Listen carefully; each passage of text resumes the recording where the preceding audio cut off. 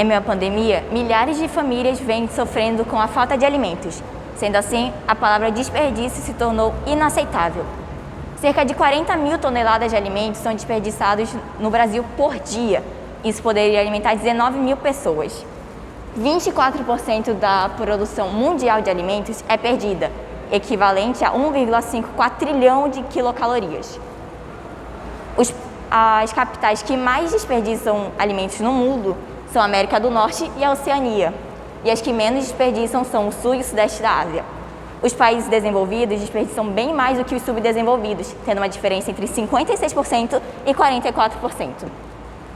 1,3 bilhão de toneladas de alimentos são desperdiçadas no mundo por ano. Isso equivale a um prejuízo de 750 bilhões de dólares por ano. Todo esse desperdício poderia alimentar 28,5% da população, equivalente a 2 bilhões de pessoas. 80 bilhões de toneladas desses alimentos são desperdiçados na América Latina, o que equivale tudo isso a 15% dos 24 do mundial.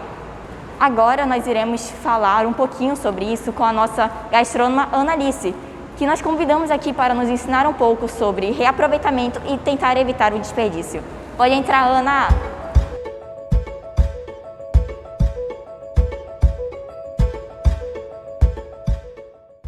Bom dia, Ana. Obrigada por estar aqui no nosso programa. Bom dia. E aqui eu tenho algumas perguntas dos nossos telespectadores. Eu queria saber se você pode responder pra gente. Claro. A primeira pergunta é de Gabriela. Como devemos higienizar os alimentos para seu aproveitamento integral? Uma boa pergunta. Fundamental para o reaproveitamento total dos alimentos é a parte da lavagem. Primeiro, você pega o alimento e coloca na água para fazer a higienização. Depois, você vai fazer uma diluição em hipoclorito de sódio. Recomendado 2 colheres de sopa. Vai colocar 15 minutos imerso e depois vai tirar e lavar com água corrente. Nossa, geralmente eu só lavava com água. A próxima pergunta é de Ana Sofia. Quais as vantagens do aproveitamento integral dos alimentos? Uma das vantagens, além dos nutrientes serem mais presentes nas cascas dos alimentos, é o custo. Já que quando compramos um alimento, por exemplo, um abacaxi, e não consumimos a casca, quer dizer que a gente jogou o dinheiro da casca fora. Interessante, ou seja, a gente desperdiça a maior parte do nosso dinheiro nas cascas. Exato. Ana Flávia perguntou, qual é a diferença entre reaproveitamento e aproveitamento? Aproveitamento é quando você pega aquele insumo e usa ele todo. Reaproveitamento é quando, por exemplo, eu fiz um molho de tomate e o molho de tomate já está pronto, eu quero pegar aquele molho de tomate e reaproveitar para fazer um picadinho, por exemplo. Já que eu sou vegetariana, isso não se cabe a mim. Davi Fialho perguntou, alimentos que já murcharam podem ser aproveitados?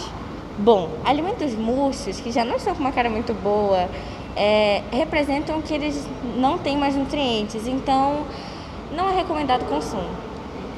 Entendo. E por último, Rafael perguntou, qual seria a melhor forma de descartar os alimentos? O ideal é não ter descarte de alimentos. Agora, se o alimento já não está próprio para você comer, nesse caso você pode descartá-lo numa lixeira orgânica. Ah, entendi. O que todo mundo deveria fazer, não é? Mas na verdade joga no lixo normal mesmo. Isso é um problema tanto para o nosso planeta Terra quanto para essa questão do desperdício. Exato. Obrigada, Ana, por estar aqui, por vir no nosso programa. Obrigada, espectadores, por mandarem as perguntas e foi um prazer te ter aqui. Foi um prazer estar aqui.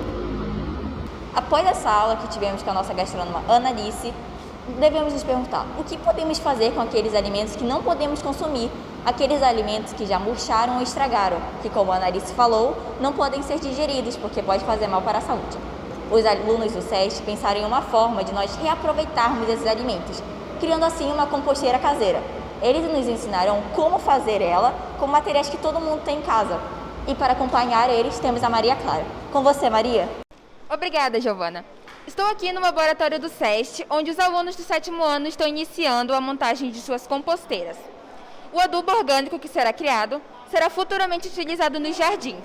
Essa é uma prática única e fácil de se reaproveitar os resíduos orgânicos e criar alimentos saudáveis. E para nos explicar um pouco mais sobre essa dinâmica, estão os alunos João Vitor e João Bosco. Bom dia, meninos! Então, para início de conversa, o que é uma composteira e o que ela faz?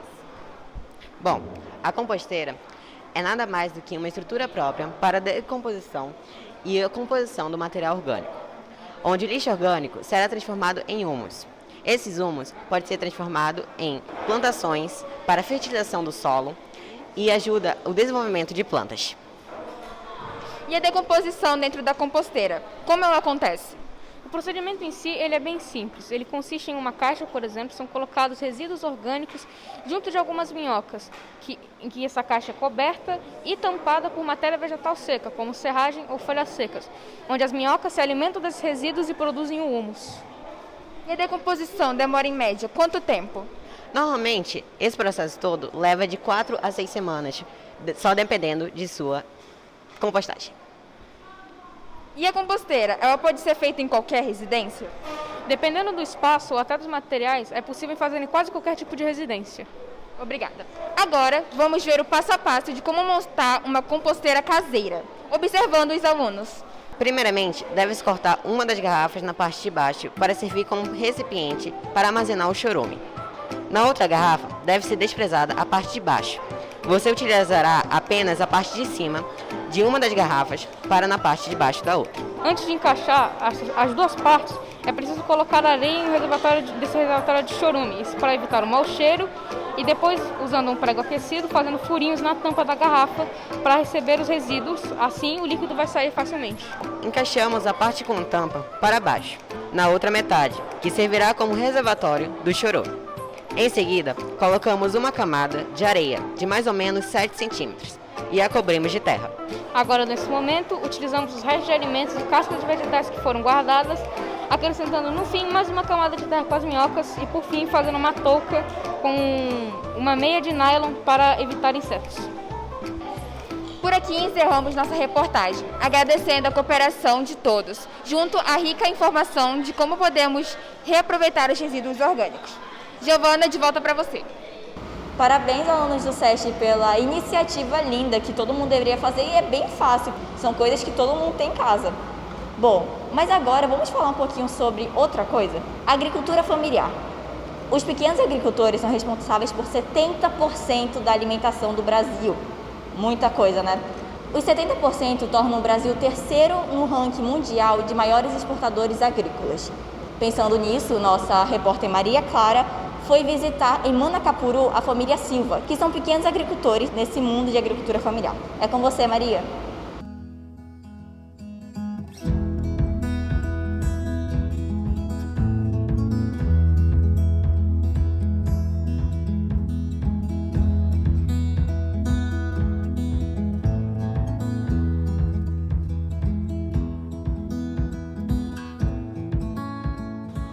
Bom dia a todos.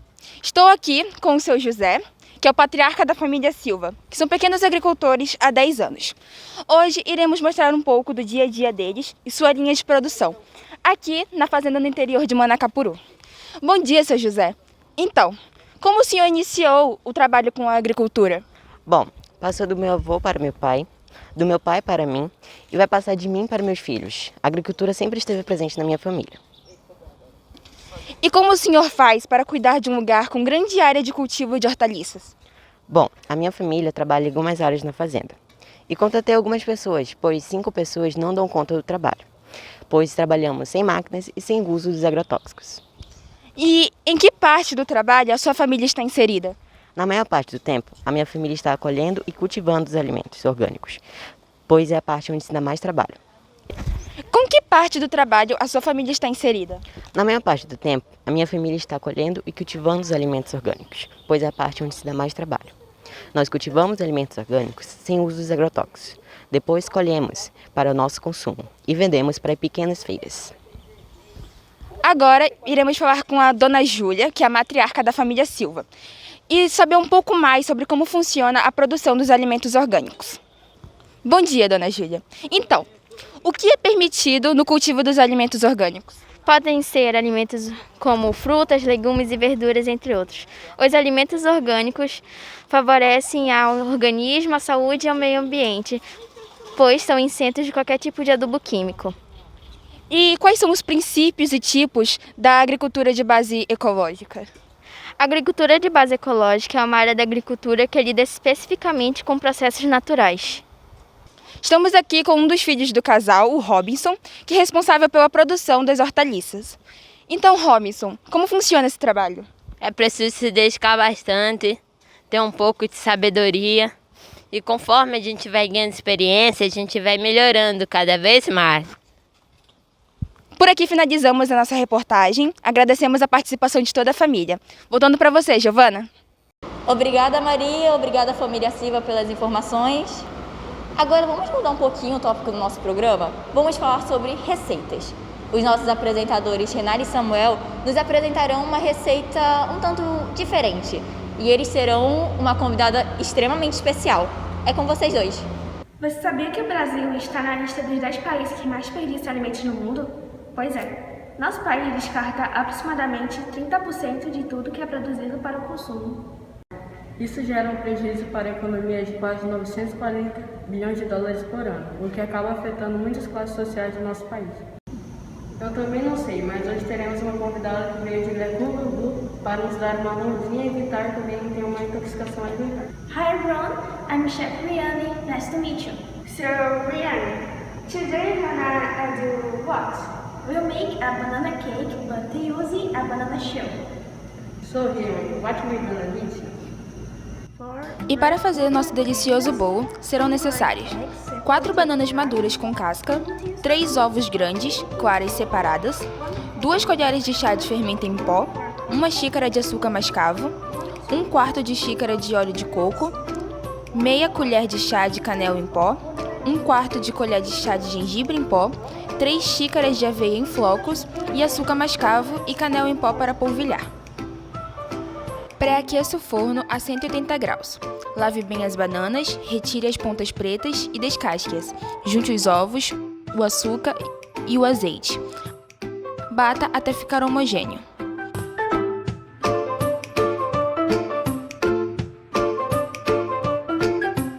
Amasse as bananas, coloque em uma tigela e despeje o creme de leite. Acrescente a canela e o gengibre. Misture bem.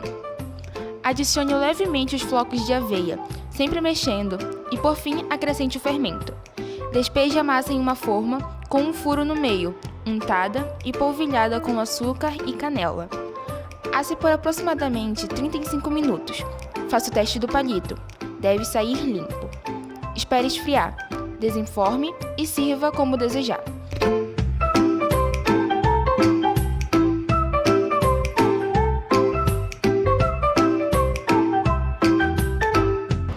Agora chegamos ao fim do nosso programa.